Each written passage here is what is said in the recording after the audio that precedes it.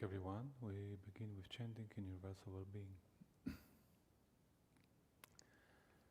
May I abiding well-being in freedom from affliction, in freedom from hostility, in freedom from ill will, in freedom from anxiety, and may I maintain well-being in myself.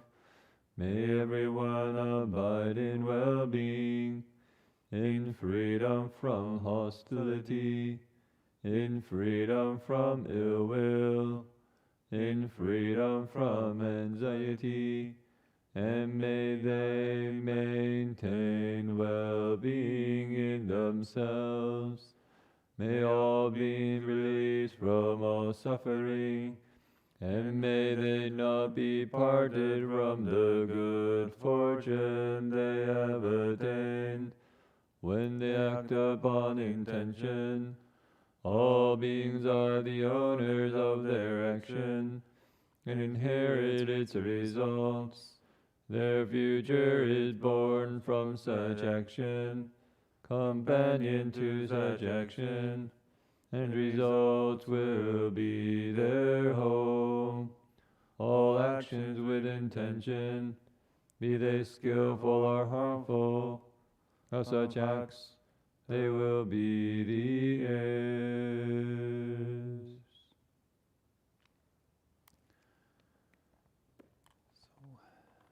So, back to journals and letters from Bowing Pilgrimage.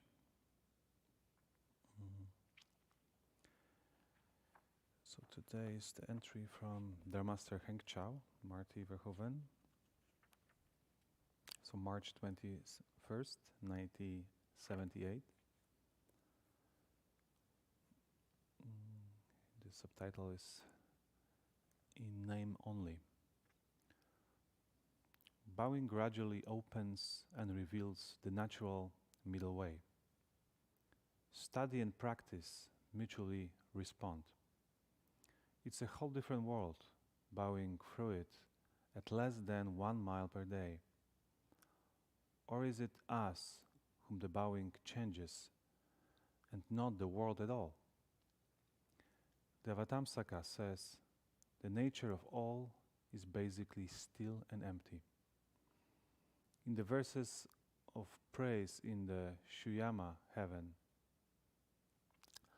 Palace chapter, Forest of Strength, Bodhisattva receives the Buddha's awesome power and contemplates everywhere. He sees that all living beings, the 5 skandhas and all karmas, has the mind thoughts as its basis. Yet, the things of the mind are just like illusions. The world around us is the same. So he says, and is the quote from Vatamsaka Sutra, what then is the world? What is not the world? World and non-world are merely different names. The dharmas of the 3 periods of time and the 5 skandhas, when named, bring the world into being. When they extinguish, the world is gone. In this way, they are just false names. On this trip, we have learned that world is made from our minds. Within seconds, it can totally change according to how we change. Everything we see is a projection, a filter selection of our thoughts and feelings. A bicyclist rolls to a stop and says, I envy you. You get to see and enter worlds most of us never knew existed. What a great way to see the world. What will we see if the mad chattering, busy mind stopped and enter perfect stillness? No more filter, no more projection, no inside or outside, no boundaries at all. When all the false names are extinguished and the world is gone, What is that experience? The sutra says, just that is enlightened. And the quote from Shurangama Sutra. When the mind, when the mad mind stops, the very stopping is body. Which world? Yes, but why do we leave the world? I mean, you leave home and just withdraw totally from the world, right? Asks someone. Wrong. A monastery is not a place to withdraw from the world. The monastery is a place to transcend the world. It's a place to deeply enter your true nature and put down the false. Besides, which world do we live? There are millions of countless numbers of worlds. The Vatamsaka says they are lands in variety beyond thought, worlds without limit. Each person's words is different according to his thoughts and karma. In thought after thought, life after life, we are constantly living and entering worlds. Birth, old age, sickness and death are words. The 10 realms from hell's animals and goes up to the heavens, bodhisattvas and Buddhas, are all distinct and different worlds. There is a triple world of desire, form and formless. The past, present and future are worlds. Some people live in the past, others in the future. There is an Indian tribe which has no past or a future tense in their language. They only live in the present. All words are made from the mind. Within a single thought, one world is created and another left behind. For example, crying, we fall into the dark room world. Loving, we enter a young world. The world isn't fixed. There isn't just one world. We eat, sleep, and wear clothes, so we are in the world. This world is very dangerous and sticky. It's hard to live even when you want to. Who of us is truly free to come and go at ease through the world? When we die, which world we will be born in? Who of us can say? When monks and nuns arise in the morning, they silently recite the verses as they leave their room. Since from Vinaya, small mantras. As I leave my room, I vow that all living beings will deeply enter the Buddha's wisdom and entirely transcend the triple world. We don't wish to leave the world and get away from people. We wish that all living beings forever transcend the world of suffering and together enter the real world.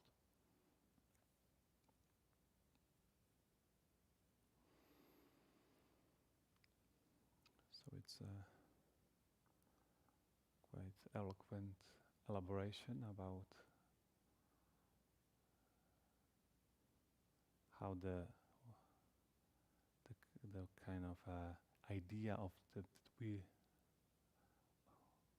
make me think that we live in the only one world, right? And it's so many different worlds. When we get in and get out, we have a lot of conversation about the East and West. We have a West world, East world, different languages. Each creates its own world. We have world when we enter to school years, university world. If we are in a completely different world in the monastery.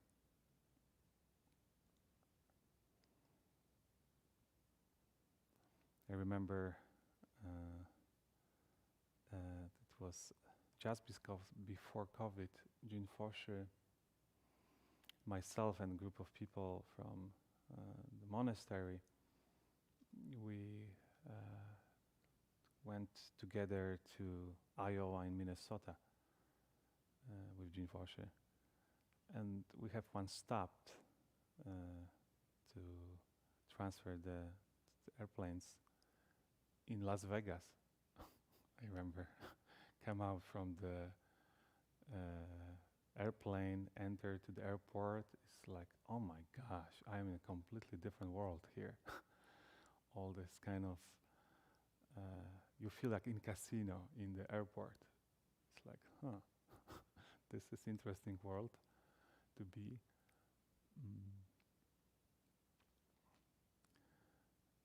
But it's kind of reminding me the world when I live in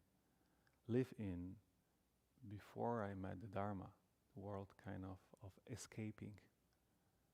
You know, maybe I didn't do a lot of, actually I never do gambling really.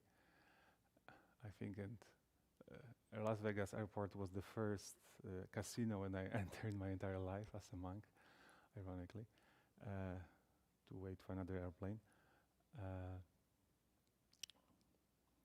But the world, what I lived before the Dharma, was the world of partying, the world of drinking, and I think a world of avoiding, kind of try to hide from experience, kind of numb myself. And it's mentioned that Christmas season reminds me and a lot of kind of good memories, but also reminding me tough memories as well. Or kind of shifting world's memory. Because I remember January 2nd, just after New Year, I decided to quit my drinking, and it will be 22 years ago. And I still deeply remember this moment. How is to live without hangovers, the world without hangovers, the world that you don't have to worry what you said, what you did, the world when I can live with clarity and be very aware of what's going on. And this, entering this one world, open up the access to other worlds, opportunity to meet people who are become very supportive, very wholesome, leave behind those who are not very good companions. And my whole journey, the spiritual journey began, I think I mentioned a few times, because I decided to leave one world and enter another world. And now being a bhikshu is another world, definitely.